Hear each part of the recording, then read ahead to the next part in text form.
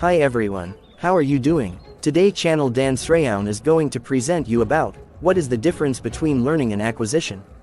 The main difference between learning and acquisition is that learning is a more conscious and deliberate process than acquisition, which is more subconscious in nature.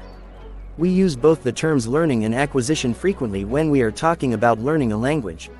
Here, acquisition involves the non-conscious assimilation of a language, mainly through first-hand exposure. On the other hand, learning involves studying it through formal instruction and conscious comprehension. Hi everyone, what is learning? Learning a language is usually a process of formal education where the educator uses formal teaching methodology and gives the students instructions facilitating their understanding of the rules related to a particular language. When it comes to the teaching and learning process, teachers focus more on emphasizing the form of language rather than focusing on a particular text. Therefore, when it comes to learning, the teacher can be seen busy explaining the grammar rules to students while students are busy trying to comprehend those grammatical rules and structures. Learning, unlike acquiring, requires some conscious effort from the side of the student.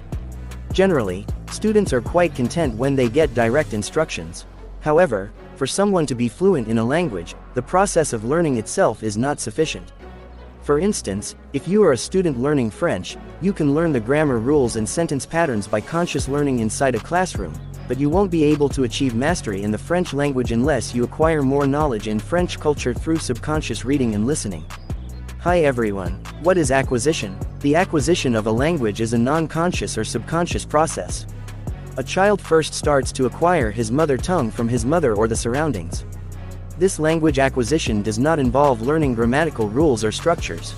The following table indicates different stages of language acquisition in a child. Whether it is a child or an adult, anyone who is learning a new language first acquires sounds and vocabulary and then the sentence patterns and structures. However, a formal learning process will be provided to him only in a formal setting like a school. Unlike in learning, in language acquisition, the children acquire words and sentence structures without any kind of formal or informal instruction. When it comes to learning new languages, the acquisition is more efficient. Children who are learning their native language may never make grammatical mistakes during conversations or writing as they have acquired it through a subconscious process.